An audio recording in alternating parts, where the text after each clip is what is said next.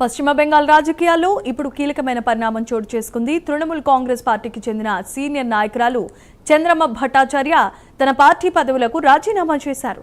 రాష్ట్ర అధ్యక్షురాలిగా బాధ్యతలు చేపట్టిన నెల రోజుల వ్యవధిలో ఈ నిర్ణయం తీసుకోవటం ఇప్పుడు రాజకీయ వర్గాల్లో తీవ్రమైన చర్చకు దారితీసింది.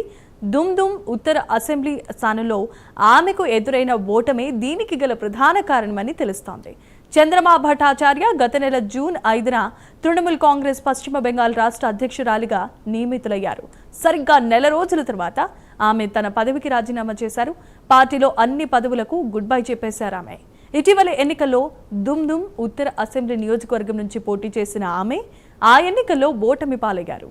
ఈ ఓటమి తర్వాత ఆమె రాజీనామా చేయటం పార్టీకే అతిపెద్ద షాక్గా మారింది.